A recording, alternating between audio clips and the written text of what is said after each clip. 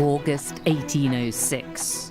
Jane Austen found herself squeezed alongside her mother, her sister, and a lawyer, rushing into Warwickshire in her cousin's carriage. It's like a scene from one of Jane's own stories. She was full of expectation, about to play her part in a real-life Austen family drama.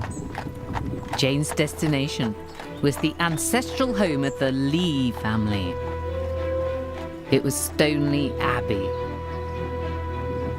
It's a story about money and inheritance and marriage, the very things at the core of Jane's novels.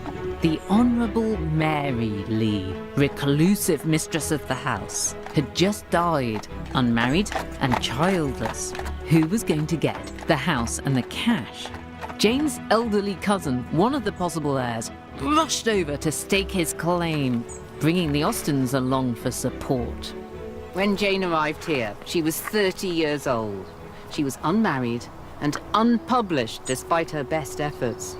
And she was homeless. She'd just been forced out of the city of Bath through lack of funds. She was really hoping that some of the riches of this place would come in her direction. She needed an inheritance.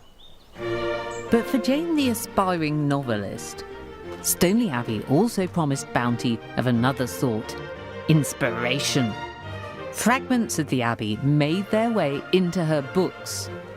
In Pride and Prejudice, Elizabeth Bennet is shown around Pemberley by the housekeeper, just as Jane was shown around Stoneleigh. And Mansfield Park gained Stoneleigh Abbey's chapel. And the profusion of mahogany and the crimson velvet cushions appearing over the ledge of the family gallery above. In the end, Jane went away without an inheritance, but Stoneleigh Abbey left its legacy in her work.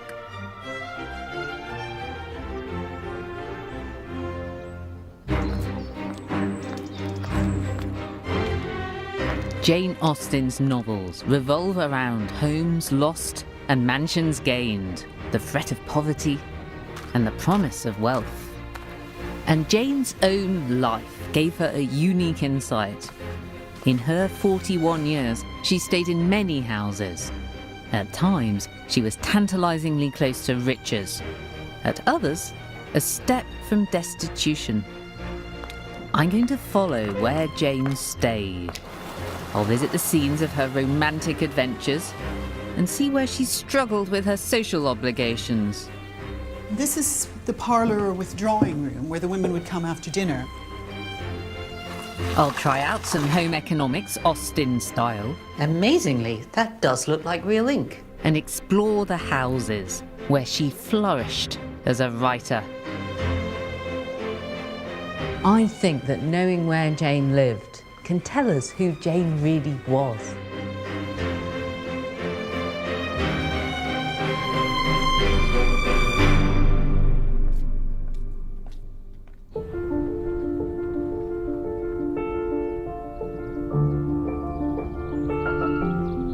I'm travelling to where it all began for Jane, Hampshire. In 18th century England, your prospects for wealth and security were typically set from the moment of your birth. But Jane Austen wasn't raised in a typical home. Jane spent 25 years, more than half of her life, living in the house where she was born. Let's go and see what's left of it.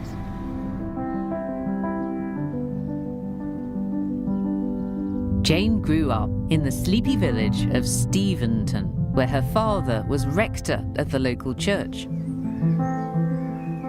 She was born in 1775, in the reign of George III.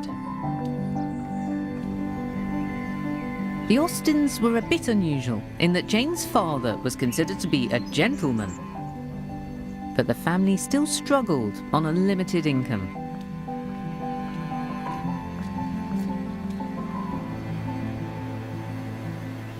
The Steventon that Jane knew has almost vanished. Its cottages were demolished in the 19th century.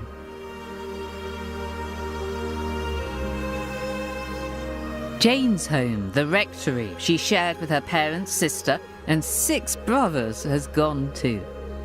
But luckily for me, archaeologist Debbie Charlton has been investigating the site and building up a picture of Jane's first home. So Debbie, let's pace out the plan of the rectory and find out roughly where it was. Right, so we're at the front, which was north facing. So if you were to stay about there. This is the corner of the building? In the west. It goes off like that? Yes. Okay, and how far that way does it go? I'll just try and walk over there.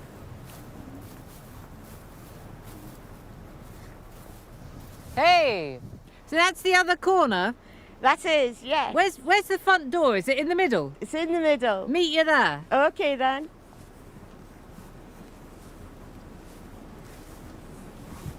Is this it? This is it. Let me open it up. Is that right?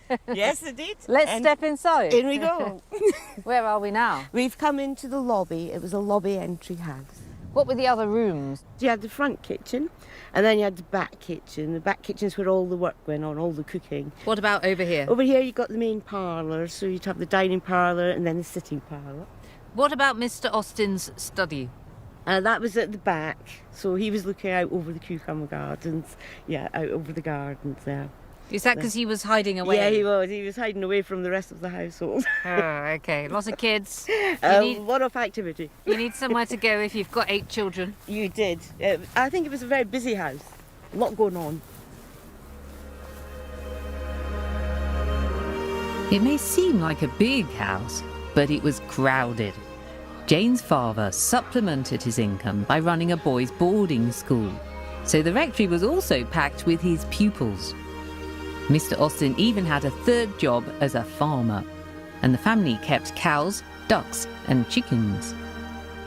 Debbie, I imagine a lot of people would think of Jane Austen growing up in some lovely country house situation, but that's not right, is it? No, I think she was definitely doing a bit of work on the farm. There is an instance where she's overjoyed that the new dairy maids arrived, which gives you the impression she was probably having to do it.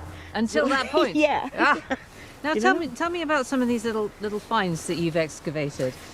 Right, so obviously when you're doing the excavation, a lot of it is the rubbish, what's been discarded or broken. Yes. So we've built this back together, but it's a lovely little egg cup. Look at that. It's beautiful. so this is the willow pattern. So it's blue and white transfer wear. Yes. They'd just come out, they'd just learned to do the transfer print. Everybody who was anybody had to have transfer wear. Yes. They're from the perfect time, so about 1770. Now, Debbie, we don't have any evidence, do we, that Jane Austen didn't eat an egg out of this egg cup? We don't know, so she may well have done. Jane Austen's egg cup. It's pretty, but it's mass-produced. The Austens may have aspired to the latest tableware, but there wasn't that much money for luxuries. Jane's letters give a detailed account of everyday life at Steventon Rectory, with its unfashionable meal times, but a wealth of intellectual sustenance. We dine now at 3:30, and have done dinner, I suppose, before you begin. We drink tea at 6:30. I'm afraid you will despise us. My father reads Cooper to us in the evenings, to which I listen when I can. Reading was a big part of life at Steventon, and Jane had free access to her father's library, which contained many works of fiction. I think that this room set Jane on her path as a writer. The books here inspired her. From the age of 11, she wrote plays, satires, poems, and novels. But how could her talent thrive in such a crowded house? Jane Austen's father realised that his daughter was becoming a serious writer. So he marked this by getting her, as a 19th birthday present, this expensive and beautiful mahogany writing desk. It hinges open like this so you can write on the slope of it. Now, for millions of Jane Austen lovers, this item is a holy relic, because under this flap she would have kept drafts of all of her novels. And to the very end of her life, everywhere that Jane Austen went, this box went too. Think of it as a tiny little office, the only space in her crowded home that Jane had completely to herself. But she didn't spend all of her time shut up in the rectory. Jane was a keen walker. She had to be. For most of her life, the Austen family couldn't afford a carriage. And she often travelled miles on foot, visiting a network of friends in the villages around Steventon. Some of their houses still survive, like Ash Rectory. Here, Jane would call on her close friend, Mrs. Anne Lefroy.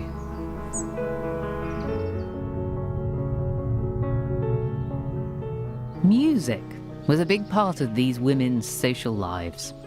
I'm meeting Professor Janice Brooks to learn about Jane Austen, the piano player.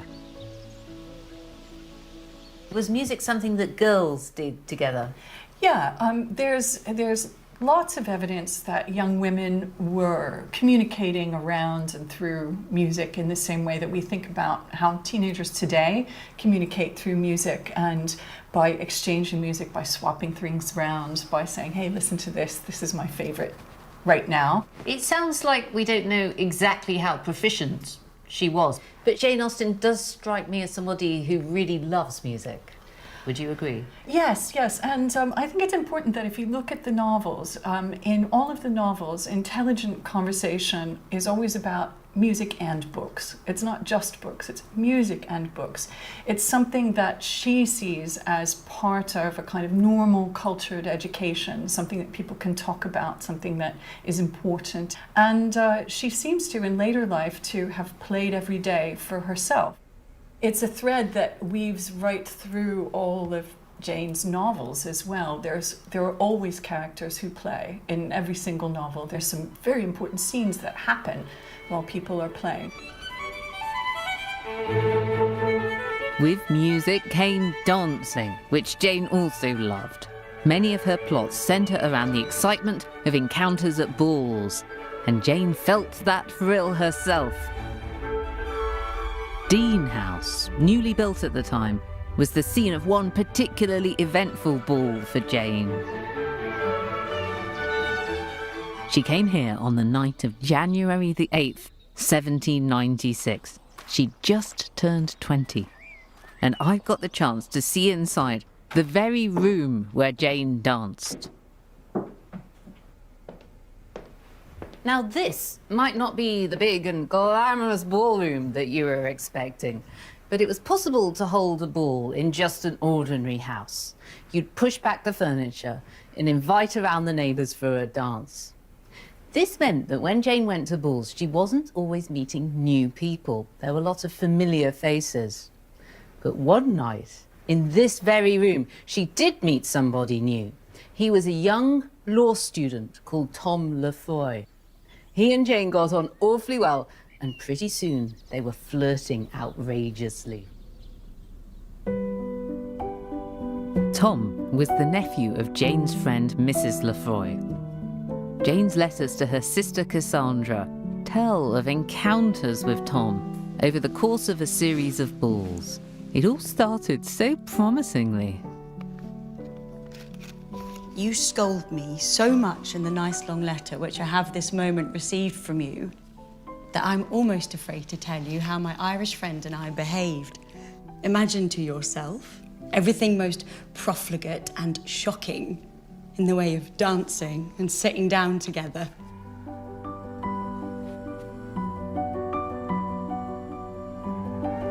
After I'd written the above, we received a visit from Mr. Tom Lefroy. He has but one fault, which time will, I trust, entirely remove. It is that his morning coat is a great deal too light.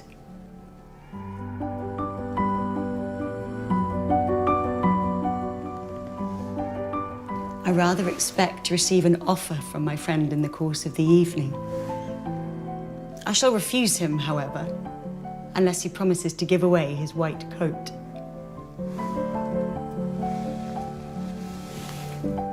But Tom's family didn't approve. Their serious young lawyer was having way too much fun with Jane. At their final ball together, he didn't propose. Sometimes people at balls drank too much, even Jane Austen. One time she wrote about a hangover she had and the shaking of her hand the morning after. And there would be a rude awakening from her romance with Tom Lefroy. Tom was sent away from Hampshire. He had 10 siblings. He needed to be able to support them. He needed to marry someone richer than Jane. The harsh truth was that in Jane's world, money usually came before love. No wonder this became a central theme in her novels. And I don't think it's a coincidence that this is the year when Jane wrote her first draft of Pride and Prejudice. In fiction, at least, she could make sure that the poor but clever heroine won both the good man and his impressive house and grounds. Different world. I think it had a huge effect on her. Now, it's This might be the very room where Jane stayed when she was at Godmersham, a whole room to herself. She liked staying here because of the luxury. She wrote that she was going to eat ice cream and drink French wine and be above vulgar economy. But it was quite hard for her as the poor relation. She worried that she couldn't afford to tip the servants properly. And Jane's relatives here at Godmersham were very different from her. They were hyper-social. They were into their outdoor pursuits. They thought Jane was clever, but a bit odd. I think it's telling that she made one very close friend here who wasn't a member of the family. It was the governess. Jane just wasn't in the same league as her fortunate brother, and even the visiting hairdresser seems to have noticed.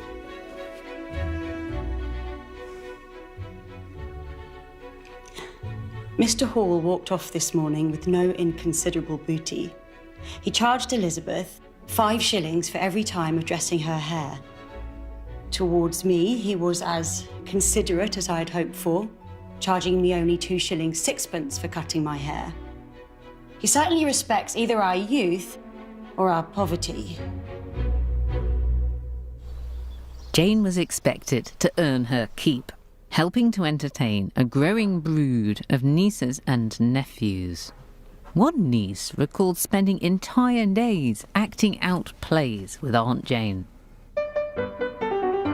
Home theatricals were all the rage at the time, and Professor Judith Hawley is helping me to put on a play that Jane wrote herself as a child. Scene the first, a parlour.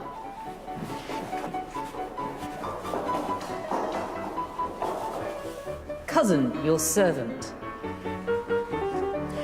Stanley, good morning to you. I hope you slept well last night. Remarkably well, I thank you. I'm afraid you found your bed too short. It was bought in my grandmother's time, who was herself a very short woman and made a point of suiting all her beds to suit her own length. Judith, if you lived in a lovely big house in the country like this, it must be very nice, but do you think perhaps it got boring and you just longed for something to happen? That's when you could put on a private theatrical, and then you had the whole sense of an event to work towards, and the whole household could be involved. One of the pleasures would just have been that business of the bustle of turning a house upside down, you know, the rolling back the carpets, clearing out all the furniture, that sort of chaotic disruption. Do we know what plays Jane Austen wrote herself? We've got 3 surviving manuscripts in her juvenilia. Her second play, which is my favourite, it's called The Visit. What happens in The Visit? In The Visit, there's a brother and sister who invite people to their house. Only nothing works according to plan. They're very apologetic about it, but there are only 6 chairs for 8 people because Grandmama didn't really like having people around. Sir Arthur and Lady Hampton, Miss Hampton, Mr. and Miss Willoughby. Ooh, that's a lot of people. Here they all come. Oh, pray, be seated.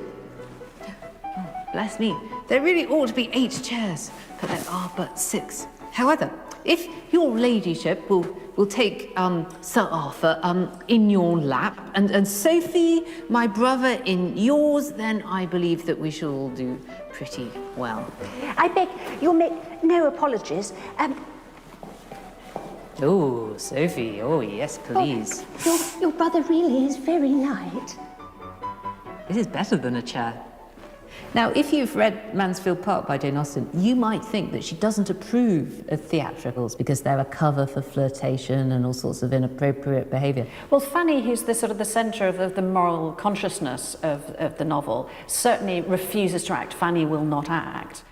But it's simply not the case that Jane Austen herself disapproved of either play reading or theatre going or involving herself in private theatricals. She's absorbing things from her life and transforming them in artistic ways. In Mansfield Park, the amateur theatricals help to expose the conflicts and jealousies within a great house. Just the sort of thing that Jane might have witnessed at Godmersham. I think that this was the house that had the biggest influence on Jane's writing.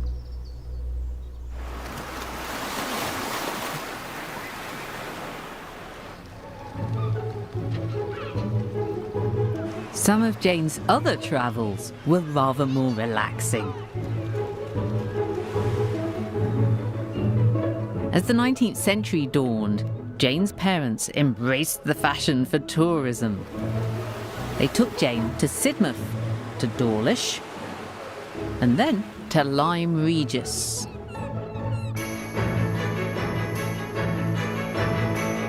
Jane couldn't swim, but she was dipped in the sea by a local woman called Molly. She probably didn't bathe nude, whatever this picture might suggest. But it is true that Lyme was a free and easy sort of a place. This book is a guide to the sea bathing places, and it's pretty frank about the advantages of Lyme, advantages that would have appealed to the Austens. The lodgings at Lyme are not merely reasonable, they are even cheap. It's a budget resort. There's no need to dress up in fancy clothes, no need for extravagance of exterior show. The boarding houses in Lyme are graded. At the top of the hill, you've got pleasant houses with nice views for persons of consideration. Down in the lower town, though, you'll find the lower orders.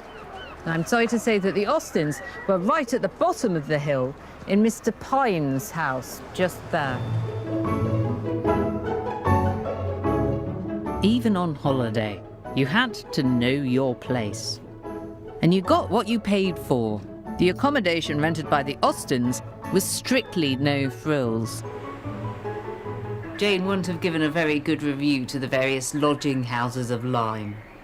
Of one of them, she wrote, "The inconvenience is exceeded only by the dirtiness." And she had a bit of a ding-dong with the owner of this place, Mr. Pine, about the ludicrous sum he wanted to charge for something that got broken. But Jane didn't care at all, because she could look out of this window and watch the sea.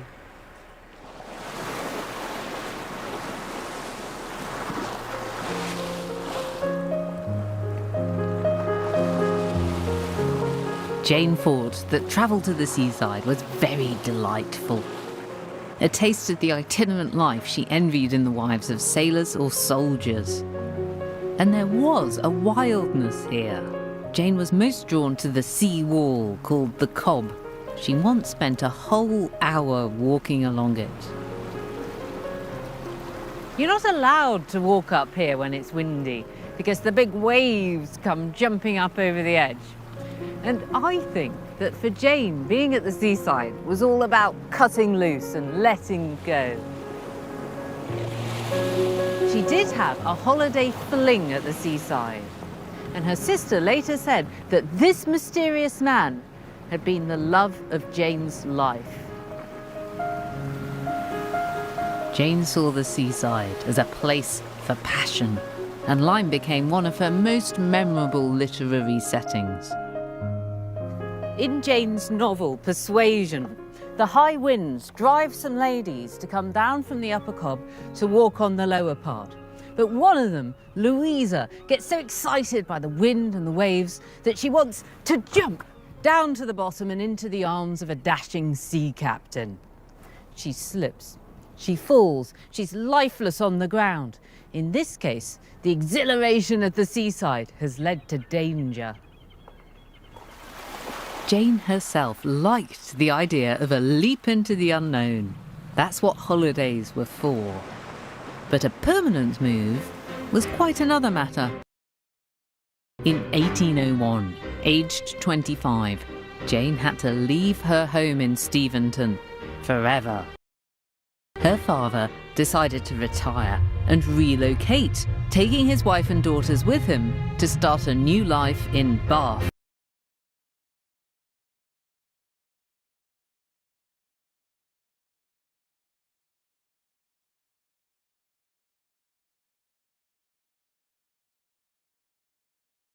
It's said that when Jane first heard she was moving here, she fainted.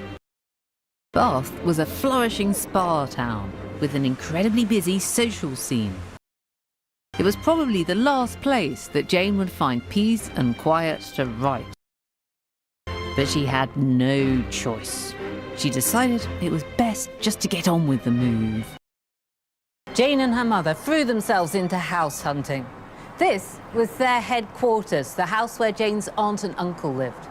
Jane's aunt wanted them to settle in this part of town, but it was no good. It was too noisy. There wasn't enough greenery, and Mr. Austen now had arthritis. He walked with a stick and couldn't manage the steep hills. Even more than in Lyme, where you lived in Bath reflected your status. There was a thriving rental market catering to wealthy visitors. I'm off to see some of the places that Jane considered. There are an awful lot of them.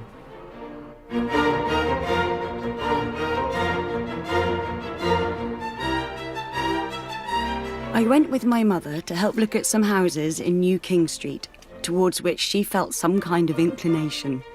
They were smaller than I expected to find them. Quite monstrously little. Jane's mother kept setting her heart on the most unsuitable places.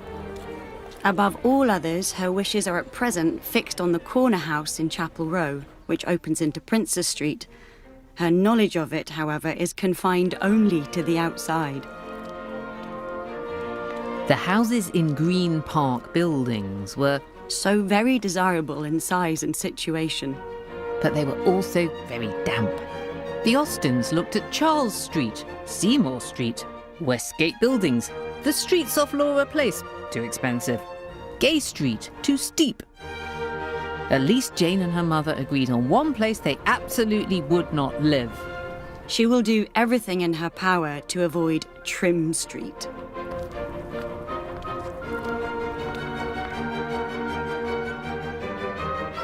Eventually, the Austens decided on 4 Sydney Place.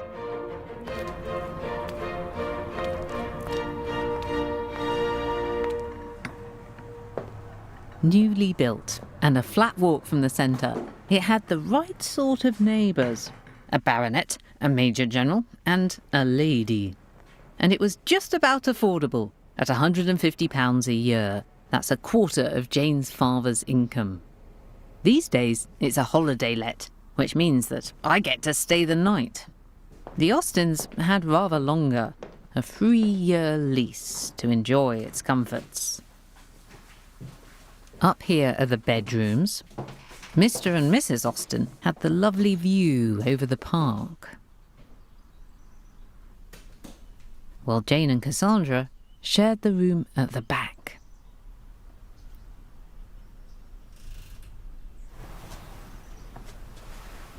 This fantastic and utterly ginormous document contains the original deeds of 4 Sydney Place.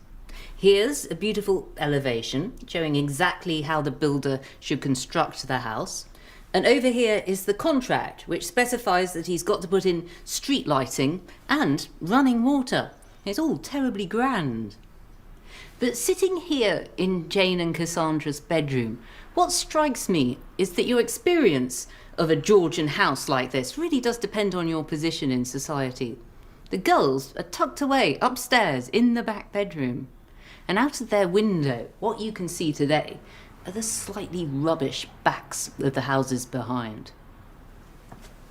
In fact, this document doesn't specify what the back of Sydney Place was to look like because nobody cared. Bath was all about the first impression.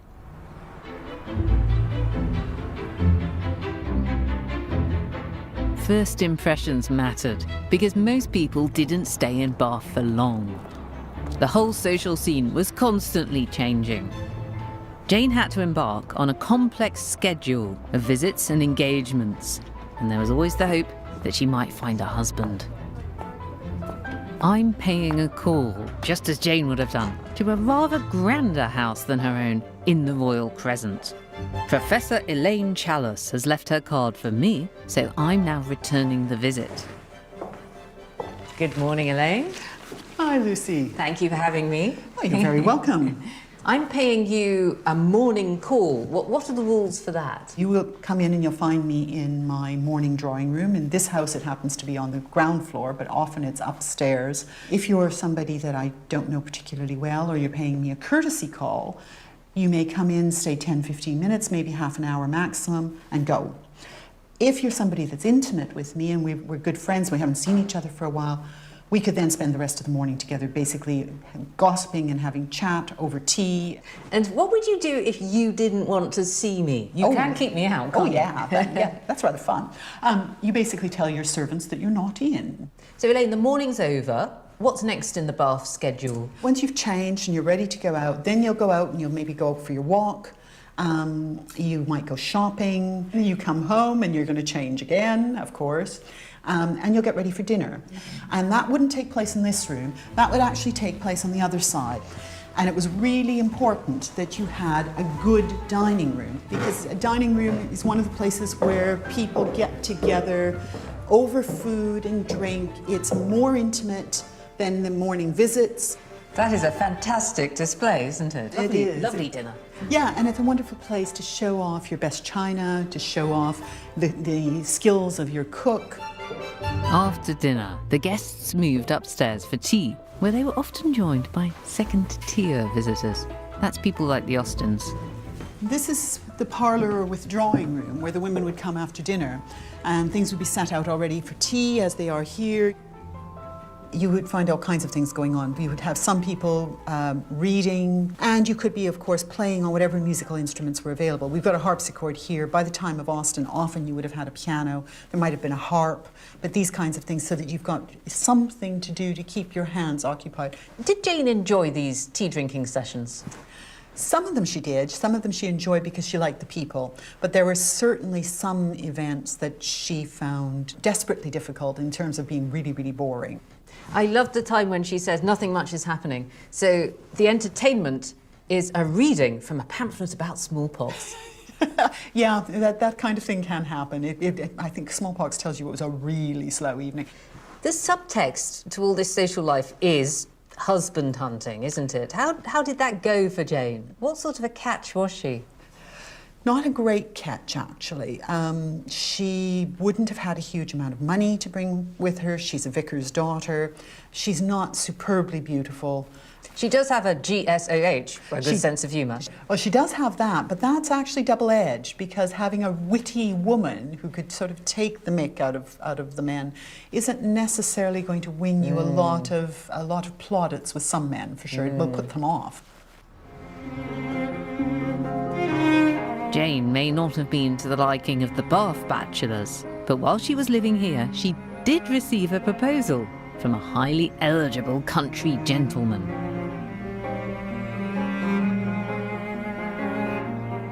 In 1802, Jane and Cassandra visited some old friends, Catherine and Alethea Bigg, back in Hampshire.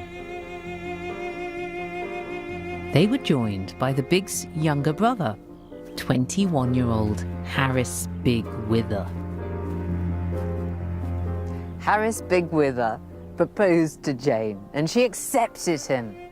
She must have been relieved. She was nearly 27, getting on a bit. And while Harris wasn't a looker, he was very respectable, and he was going to inherit Many Down Park, long since demolished. But the next morning, having fought it over, Jane broke it all off. It must have been excruciatingly awkward. She had to flee from Many Down Park in embarrassment. It was probably for the best. Harris didn't have much conversation. He could sometimes be outrageously rude, and Jane clearly didn't love him. And I believe there was another reason Jane was feeling confident enough to turn down the mansion and the cushy lifestyle. She thought that she was soon going to become a published author. And she knew that if she got married, she'd have to give birth to babies, not books. Sure enough, in 1803, Jane sold the manuscript of her novel Susan to a publisher for 10 whole pounds. This book would eventually become Northanger Abbey, and it's all about Bath society. Its young heroine Catherine arrives here with eager delight, ready for the pleasures of the public dances and the pump rooms. It seemed that Jane had finally made it as an author. Except it all came to nothing. The novel wasn't printed in her lifetime, and Jane had lost her chance at independence. Single women have a dreadful propensity for being poor, which is one very strong argument in favour of matrimony.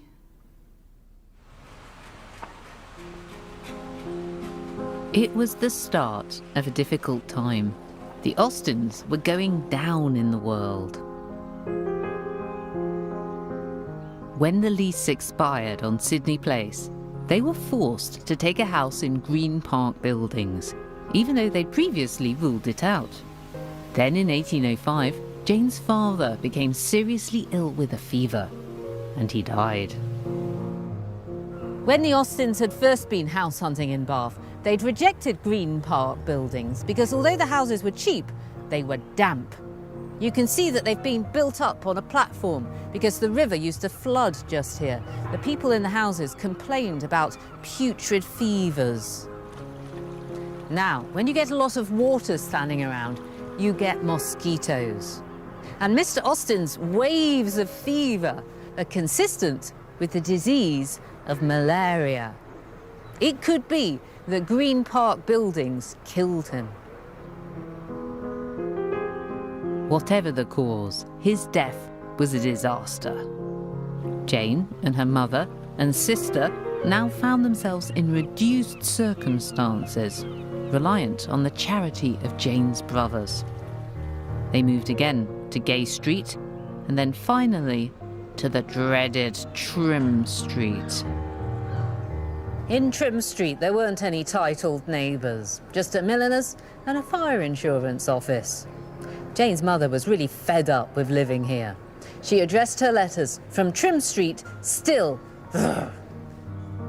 In Persuasion, Jane's heroine Anne Elliot persists in a very determined, though very silent, disinclination for Bath. You could certainly go off a place. The truth was that the Austens couldn't afford to stay there. In 1806, after 5 years in Bath, Jane was packed off again, this time to a rented house in distinctly downmarket Southampton. Jane's brother Frank was in the Navy. He moved his mother and sisters in with his young wife while he was away at sea. Southampton was the lowest point in Jane's fortunes. It was described by one contemporary visitor as a dirty town with unsurpassably smelly side streets. Southampton has changed quite a lot since Jane's time, but she would still recognise the ancient stone ramparts. All this used to be the sea. It came right up against the old city walls. You could see dolphins from this spot. It's now dry land and a ginormous building site. Jane's house has gone too, but luckily, a contemporary artist included it in his painting.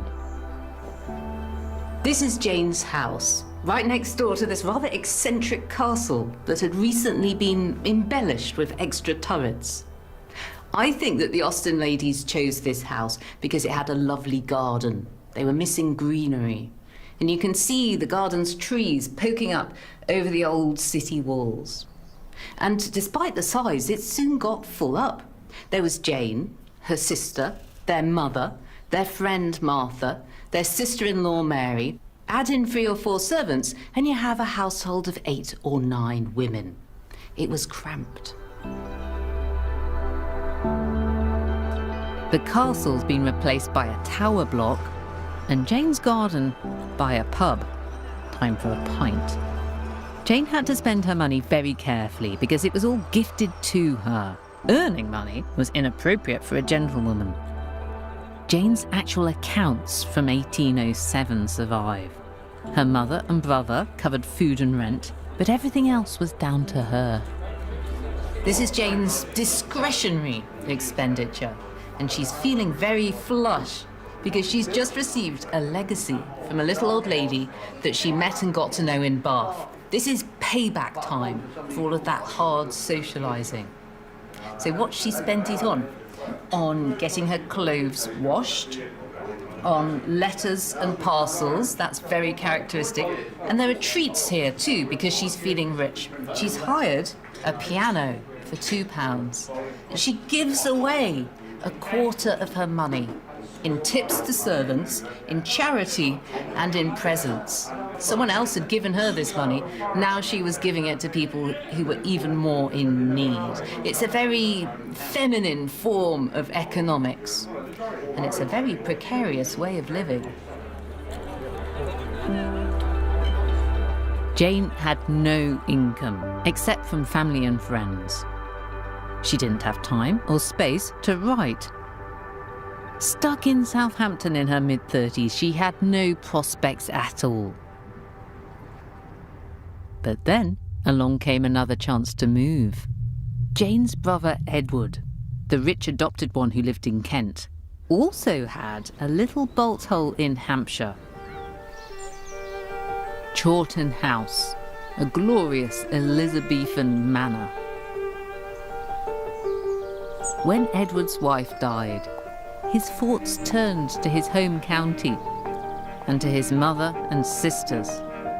Why not move them all back to be near him? So in 1809, Jane found herself heading again for a prime property, but Edward wasn't quite as generous as he might have been. Jane wasn't moving here, but to the former bailiff's house down the street. Chawton Cottage was on a main road. In fact, passing stagecoach passengers could see right in through the windows. But at least it was an end to all the uncertainty.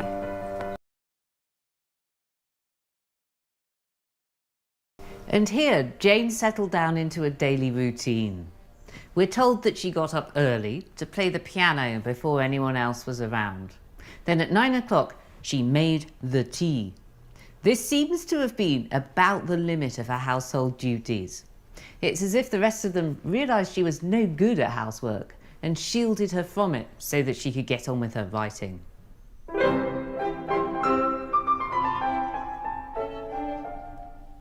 Jane now worked hard, rewriting the novels she'd started years earlier at Steventon. And in 1811, she finally had a book published, Sense and Sensibility. It's the story of sisters who are forced to leave their spacious home and move to a modest cottage in the country, one with dark, narrow stairs and a kitchen that smokes.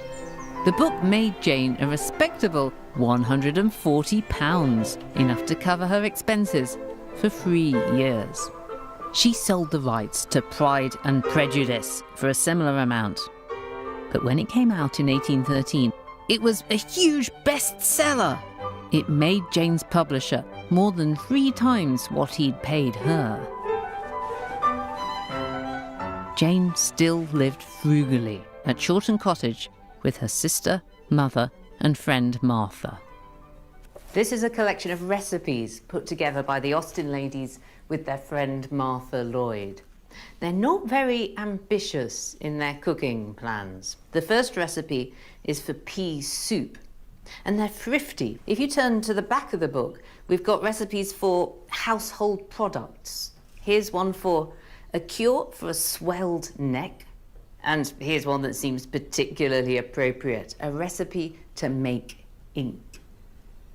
I'm going to have a go at that one, but possibly not while I'm holding a priceless historical artifact. First you take galls. These are little nodules that are produced when an insect lays its egg in an oak tree.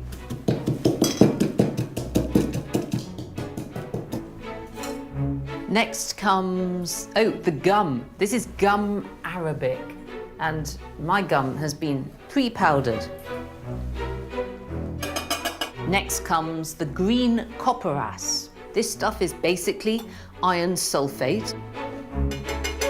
Next you put in the strong, stale beer.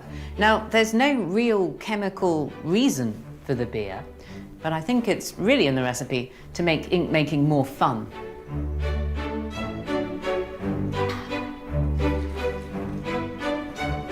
You add some sugar and stir.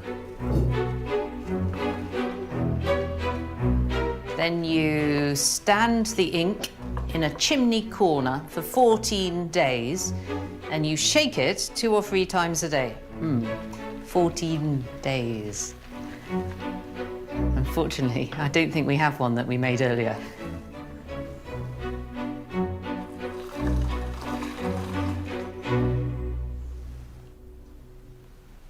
Amazingly, that does look like real ink. The original recipe makes 2 pints of ink. Jane needed plenty of it. She wrote a brand new novel, Mansfield Park. Her books were bringing her freedom and confidence. The nitty-gritty of publishing often took Jane to London, where she stayed with her brother Henry, who was now a banker.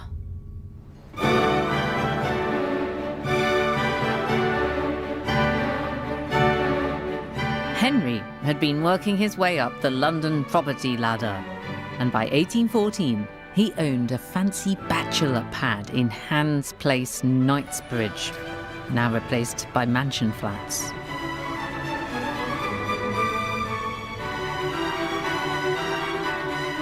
You might not think of London as Jane Austen land, but I reckon that this was the place that suited her best of all. Henry's house had a lovely garden right next to his study. It was August, and when Jane got hot and tired of writing, she could come out here for a restorative stroll. Henry was out all day at his bank. He was now a widower. He only had one maid. There was nobody to bother Jane. Here, at last, was a life free from social obligations. And here, she got on with what I think is her most brilliant book, Emma. This new heroine was rich and confident, but she wasn't a woman of the world. Although Emma lives 16 miles from London, she never actually goes there. Jane was more intrepid. For this latest novel, Jane's brother Henry had found her a more prestigious publisher, John Murray. But then Henry fell ill, and Jane was forced, for the first time, to start dealing with her business herself. This is John Murray's office and home at 50 Albemarle Street. This was a place where Lord Byron and Sir Walter Scott would come.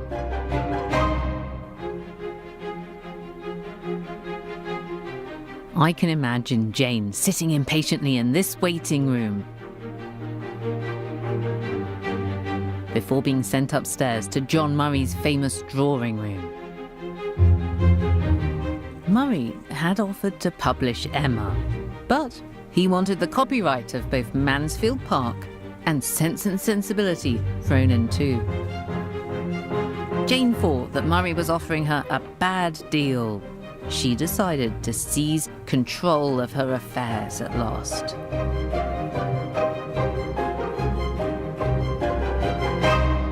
So Jane started to negotiate, first by letter, then in visits to this office. It was hard work. She wrote that John Murray was a rogue, if a very civil one, and he offered her £450. Now, Jane had been stung before by this selling the copyright thing. That's how she'd published Pride and Prejudice. And when it sold much better than expected, it meant that the publisher kept all the cash. So she refused that. Instead, she went for what we'd call self-publishing, where she ran the risk, but will get the reward, minus 10% commission to Murray. Now, the really heartbreaking thing is that this was a terrible business decision of Jane's. None of her later books would sell as well as Pride and Prejudice. And by the time she died, she'd actually only earned just over £650 from all her books. But for a few years, during her visits to London, Jane glimpsed a different life. The life of a successful novelist, shopping, visiting exhibitions and plays, and travelling in her brother's carriage.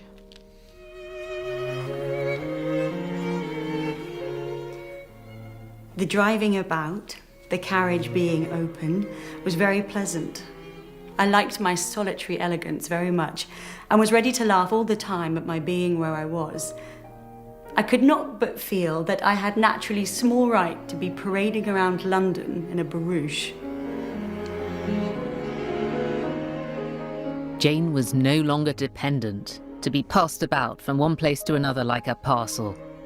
She was an author. She could go where she liked.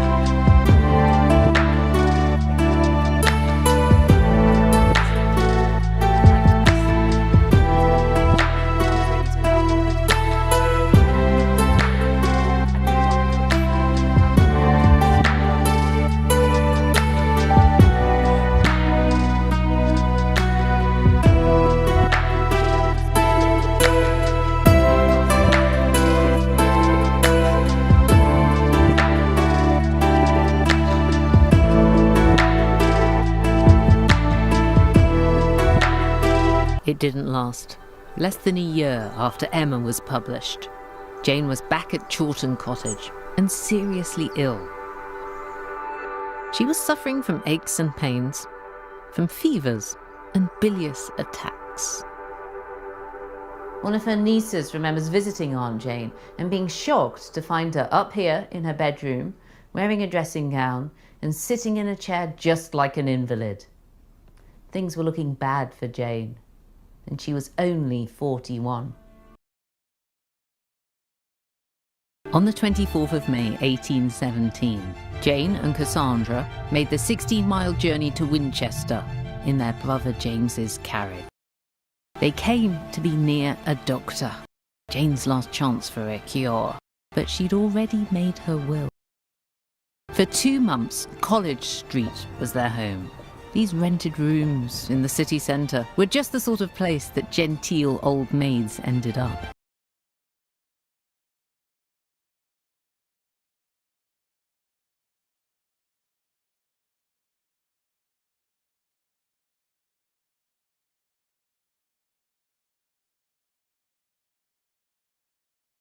My attendant is encouraging and talks of making me quite well. I live chiefly on the sofa, but I'm allowed to walk from one room to the other. I've been out once in the sedan chair and am to repeat it and be promoted to a wheelchair as the weather serves.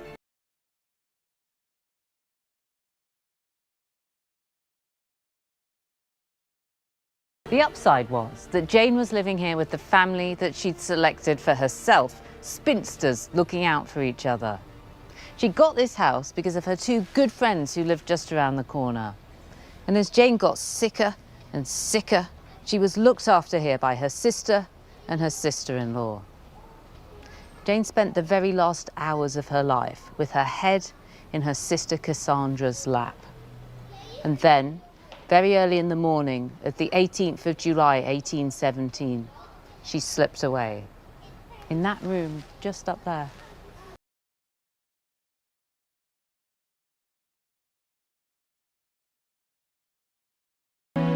Six days later, Jane's body was borne along College Street.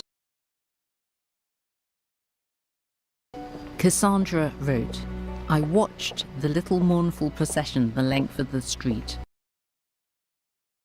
And when it turned from my sight, I had lost her forever."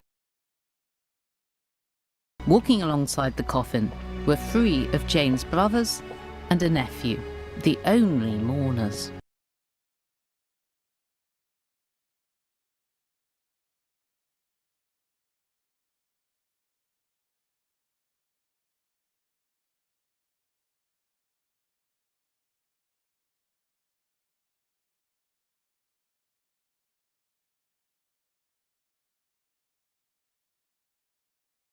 Jane was brought here to Winchester Cathedral and placed in a vault on the north aisle. It was a prime location at last. A black marble gravestone was laid over her.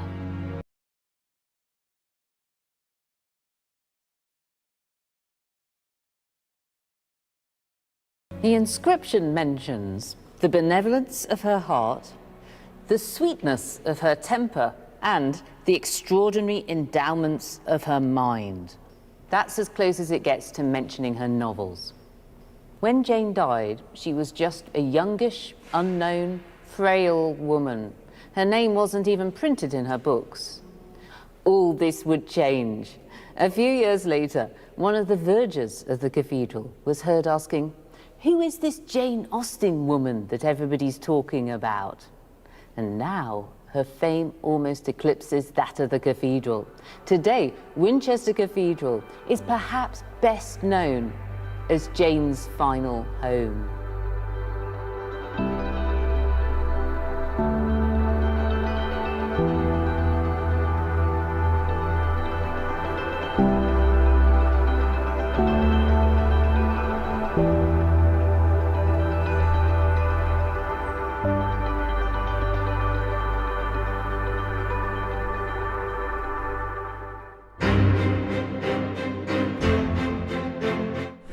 A veritable who's who of award-winning actors coming up next, Maggie Smith and Tom Courtenay included, keen to put on a performance in our film comedy Quartet.